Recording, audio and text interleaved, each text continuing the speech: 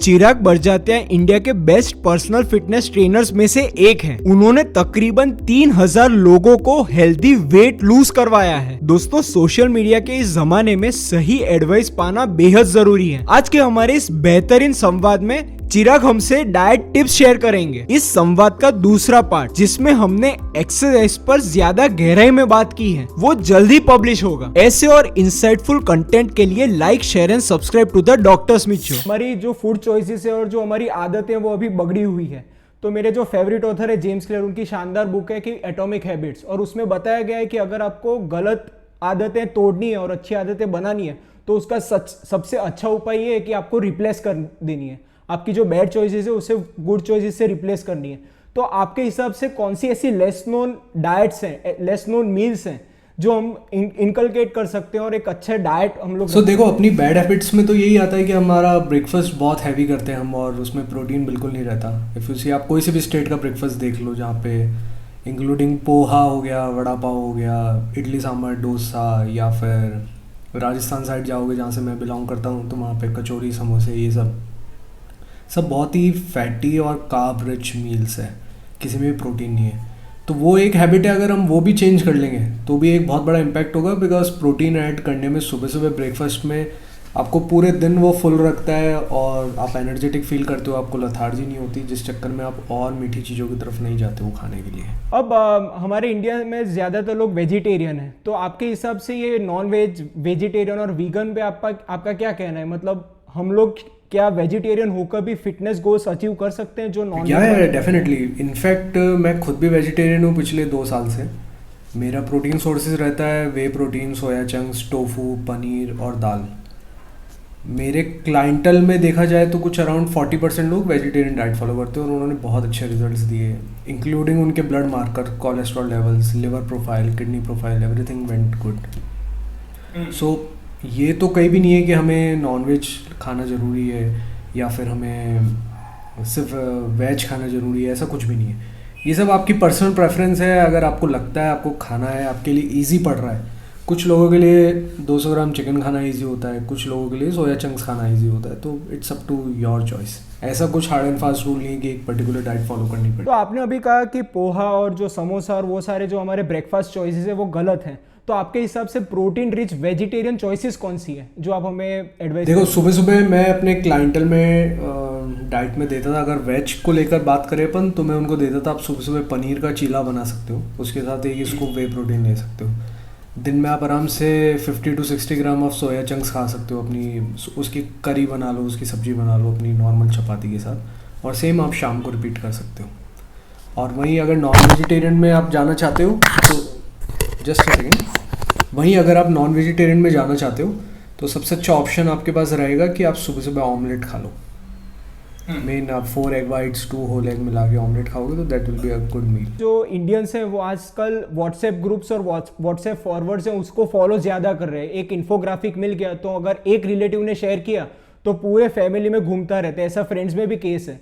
तो आपके हिसाब से आज कौन कौन सी ऐसी मिथ्स हैं जो सर्कुलेट हो रहे हैं और जो इंडियंस अंधाधुन उनको फॉलो कर रहे हैं? आप देखोगे व्हाट्सएप के ऊपर सबसे ज़्यादा जो क्विक शॉर्ट टिप्स होती है ना फैट लॉस का, वो सबसे ज़्यादा सर्कुलेट होता है। बिकॉज सबको क्विक रिजल्ट्स चाहिए। किसी को ये मतलब नहीं है कि हम हमेशा हेल्दी डाइट फॉलो करें। सबको ये चाहिए कि यार मैंने 2 महीने बहुत बाहर खाया, तो अब ऐसा कोई क्विक रिजल्ट बता दो कि 15 दिन में 15 किलो कम हो गया। तो ये व्हाट्सएप पे सबसे ज़्यादा बिकता है। तो उसके लिए ऐसी ख़राब टिप्स होती है कि आप सुबह गर्म पानी पियो और आप इसका जूस पियो, उसका जूस पियो, इससे आपका फ़ैट लॉस हो जाएगा। उससे फ़ैट लॉस तो डेफिनेटली हो जाता है, बट मसल लॉस भी हो जाता है साथ में। आप देखोगे क्रैश डाइट करने का या बहुत जल्दी फ़ैट लॉस करने का यही नुकसान है कि आपका मसल लॉस बहुत हो जाता है और चेहरे पे झुर्रियाँ पड़ने लगती है, आपका लुक ख़राब हो जाता है, स्किन ढीली हो जाती है, आपके एनर्जी लेवल्स बहुत डाउन हो जाते हैं, बोन्स वीक हो जाती है। सो ये सबसे गलत है। अगर व्हाट्सएप पे मैं किसी को ये बना के बोलता हूँ कि यार तुम्हारी प्रोग्रेस में तो 6 महीने लगेगा, तो वो फॉरवर्ड नहीं होगा। बिकॉज लोगों को उतना पेशेंस नहीं है। इंटरनेट की दुनिया में सबको क्विक रिजल्ट्स के ऊपर भरोसा रहता है। आजकल ये ऑल्टरनेटिव मेडिसिन का भी एक बूम हो रहा है। जैसे घरेलू नुस्खे बता देते हैं कि अगर आप सुबह हनी के साथ गर्म पानी पियोगे तो आपकी मेटाबॉलिज्म बूस्ट हो जाएगी, फिर ये जड़ी बूटी खाओगे तो आपका मतलब पेट पूरा साफ हो जाएगा। तो हम एलोपैथिक प्रैक्टिस में हम लोग इसके कॉम्प्लिकेशंस भी देख चुके हैं। तो आपके क्लाइंट्स के एक्सपीरियंस के बेसिस पर आप इसके बारे में क्या कहना सो हमारा ये स्ट्रिक्ट पॉलिसी है पीएफसी में, मेरी कंपनी में, और मेरा भी कोचिंग में रहा है कि हम कभी भी कोई ऐसी हर्ब्स बेस्ड मेडिसिन कुछ प्रिस्क्राइब नहीं करते, और कोई ले भी रहा होता है तो हम वहाँ पे मना कर देते हैं कि we are not responsible for this. अगर आप ट्विटर पे डॉक्टर एबी फिलिप्स का ट्विटर देखोगे, जो या लिवर द लिवर डॉक्टर, तो जब से मैंने उनको फॉलो करा है तब से मेरे को और समझ में आया कि स्टडीज़ को कैसे पढ़ते हैं, कैसे एनालाइज करते हैं, बिकॉज काफ़ी ऐसी स्टडीज़ है जो एनेक्डोट बेस्ड है इंडिया में हर्ब्स के बारे में। किसी ने लिया तो किसी को लगता है कि मेरे को फ़ायदा हुआ, मतलब ये चीज़ काम करती है, बट ऐसा नहीं होता स्टडीज़ को लेकर। तो यही हमने पॉलिसी अपना रखी है। हम किसी के साथ मतलब ऐसा रिस्क नहीं ले सकते कि हम उसको बोले तुम ये वाली हर्ब खा लो और उसके लिवर को नुकसान हो रहा है, किडनी को हो रहा है, फिर एट द एंड ब्लेम वो डाइट के ऊपर डालता है। वो बोलेगा आपने अंडे खाने को बोला था, आपने वे लेने को बोला था, इसकी वजह से मुझे नुकसान हुआ। हर्ब्स के ऊपर किसी का शक जाता नहीं है। बट आप देखोगे इंडिया में सिंस द कोविड टाइम, जब से वो गिलॉय वगैरह ये सब फेमस हुआ था, तब से लोगों का और ज़्यादा ये हो गया है कि इन चीज़ों से फ़र्क पड़ता है। बट अनटिल एंड अनलेस हमारे पास एविडेंस नहीं है, हम बोल नहीं सकते उसके बारे में कुछ। कोविड के कारण फिटनेस इन्फ्लुएंसर्स में भी बढ़ोतरी हुई है, तो आप मतलब जो पॉपुलर फिटनेस इन्फ्लुएंसर्स हैं तो उसके हम लोग नाम नहीं लेंगे, पर आप एज अ जनरल कह सकते हैं हमें कि क्या क्या हमें एडवाइस से फॉलो करने से खुद को रोकना चाहिए, क्योंकि ये मतलब व्यूज़ भी इनके ज़्यादा है, बिलियंस ऑफ मिलियंस उनके सब्सक्राइबर्स हैं। तो मतलब ये क्या है कि सेल्फ फुलफिलिंग प्रोफेसी बन जाती है कि इसने ये कहा तो ये मुझे करना ही चाहिए क्योंकि इतने लोग इसे फॉलो कर रहे हैं।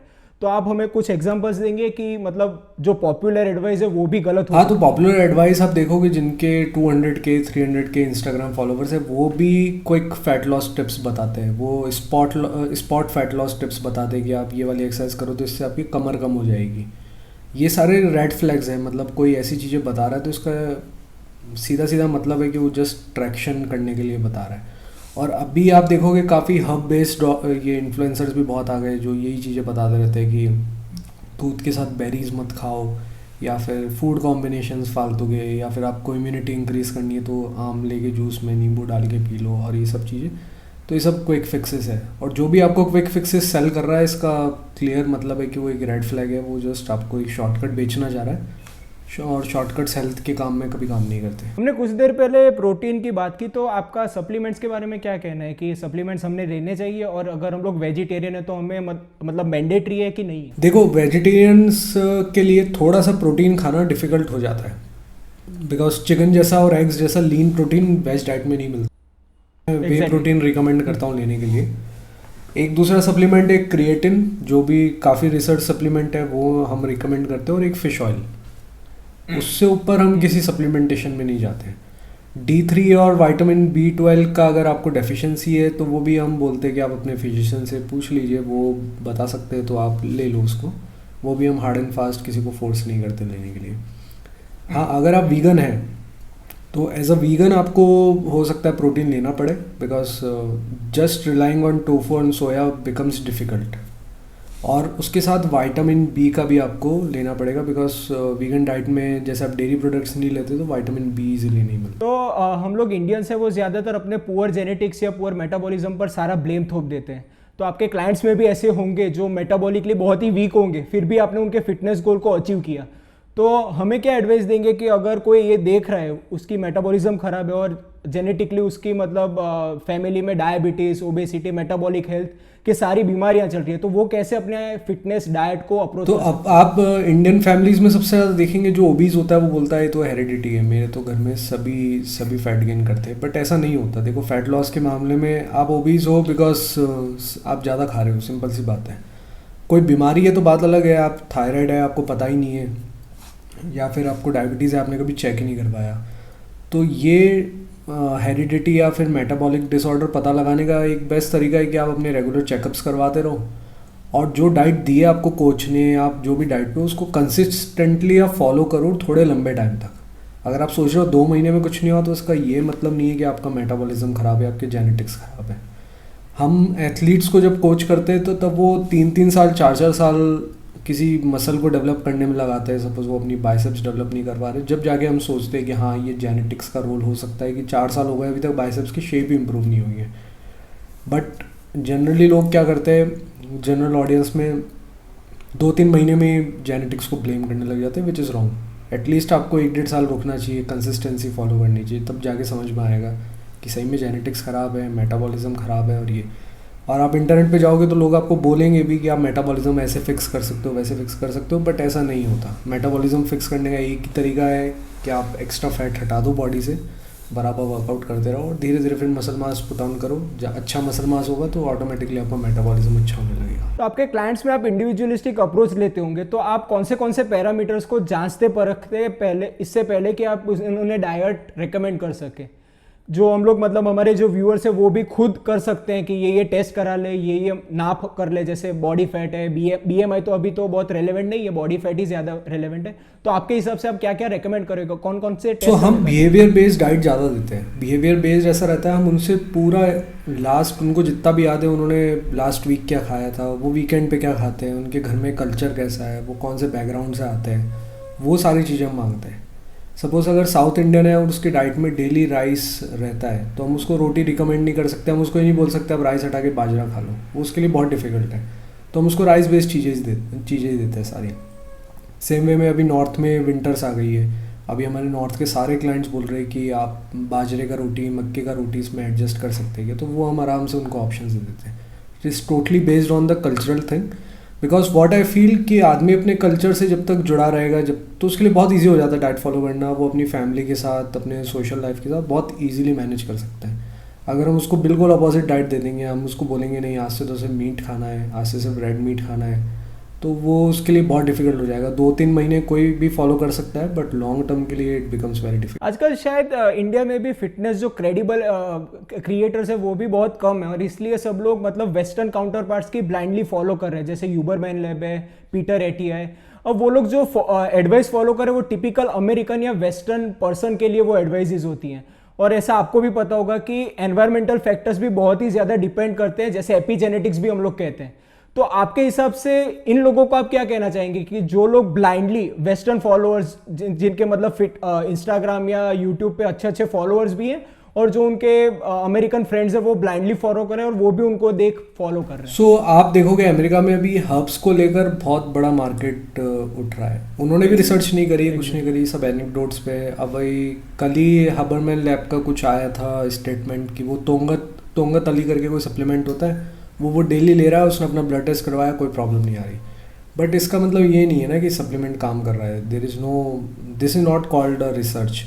बट काफ़ी लोग जो उसको ब्लाइंडली फॉलो करते हैं उन्होंने तोंगत अली लेना चालू कर दिया है। I just called a supplement company जहाँ पे बनता है, उन्होंने बोला एक ही दिन में उनकी सेल्स काफ़ी ऊपर चली गई, और उनको भी पता है कि सबसे बड़ा मार्केट इंडिया, चाइना इस साइड है। तो मुझे कहीं ना कहीं लगता है वो जानकर ये सारी चीज़ें कर रहे हैं, बिकॉज एग्जैक्टली कि यहाँ पे लोगों को, गलीबल लोग जो रहते हैं यहाँ पे, लोगों को इजीली कन्विंस कर सकते हैं। और इंडियंस की आदत है, गोरी चमड़ी देखी, गोरी स्किन देखी, तो दे क्विकली बिलीव इट कि यार ये जो बोल रहा है वो तो सही बोल रहा होगा। तो डाइट के मामले में कुकिंग ऑयल वो बहुत ही मतलब मायने रखता है। तो आपका मतलब कौन सा हेल्दी कुकिंग ऑयल कौन सा होना चाहिए? जैसे मेरा अगर स्पेसिफिक कहूँ तो मैंने कुकिंग ऑयल के बदले मैंने लो मॉडरेशन घी शुरू कर दिया है फॉर कुकिंग।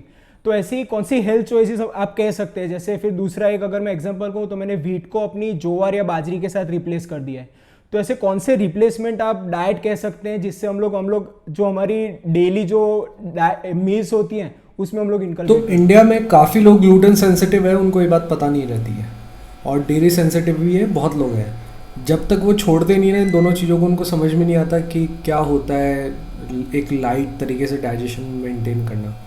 तो ये मैंने खुद के ऊपर भी अप्लाई करा। मैंने एक बार के लिए कम्प्लीटली ग्लूटेन छोड़ दिया, मैंने डेयरी बिल्कुल ऑफ हो गया, तब मुझे समझ में आया कि बिल्कुल ब्लोटिंग नहीं हो रही थी, स्किन अच्छी हो गई। But again this is for very less people, not for everyone. अगर आपको लगता है आप ट्राई कर सकते हो ग्लूटेन को, व्हीट को रिप्लेस करके दूसरी चीज़ों से, और आप ट्राई कर सकते हो डेयरी को रिप्लेस करके लैक्टोज फ्री मिल्क से। आजकल अमूल का आराम से पैकेट मिल जाता है, आइसोलेट वे से रिप्लेस करके, ये सब चीज़ें। But according to me for the cooking oil I prefer olive oil और घी, दोनों ही चीज़ें। बट दोनों में deep frying I don't prefer, because deep frying करके वो दोनों में ख़राब हो जाता है उसका मामला। तो अगर आप एक आइडियल डे डाइट का आप कहोगे तो आप क्या कहोगे? मतलब एज अ ब्रेकफास्ट, लंच या डिनर, एज अ मतलब सैम्पल प्लान कहोगे जिससे हम लोग, हमारे जो व्यूअर्स है वो खुद ऐसे प्लान्स बना सकते हैं? तो एक 1 डे डाइट प्लान आप कैसे कहोगे? सो देखो, मेरे हिसाब से अगर एवरेज अगर इंडियन मेल की तरफ जाए तो 2000 to 2200 कैलोरीज बहुत है उनके लिए एक दिन के लिए, और फीमेल्स के केस में 1400 to 1600 इज़ सफिशेंट। फीमेल्स के केस में protein I try to keep it around 80 to 90 grams, और मेल्स के केस में अराउंड 130 to 140 ग्राम्स। अगर वो वर्कआउट कर रहे हैं, बहुत हैवी वर्कआउट है, एथलीट है, तो अप टू 180 ग्राम्स भी जाता है। अब बस आपका एक ही गोल होना चाहिए कि आपका ये जो प्रोटीन है इवनली डिस्ट्रीब्यूट रहे दिन भर में, सो दैट आपको डाइजेशन कुछ इशू ना होना चाहिए। 24 करके भी आप अगर प्रोटीन डिस्ट्रीब्यूट कर लोगे दिन भर में, that is good enough. Fat के केस में आई प्रेफर कि जितना कुकिंग ऑयल यूज़ हो रहा है दैट्स अबाउट इट। मैं एक्स्ट्रा फैट सजेस्ट नहीं करता हूँ अपनी डाइट्स में, because again upon carb rich है, जितना कार्ब्स खाते हैं। अभी एट प्रेजेंट मैं खुद अभी मेरा फोटोशूट आने वाला है नेक्स्ट 5 वीक्स में, तो मेरा अभी कैलोरी काउंट 1200 के आसपास चल रहा है।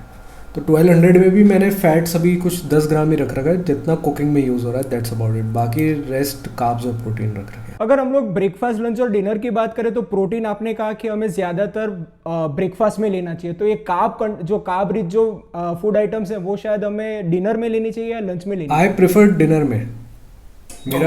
मैं सजेस्ट भी डिनर में करता हूँ। एक तो अच्छा कार्ब्स खा के आपको नींद बहुत बढ़िया आती है।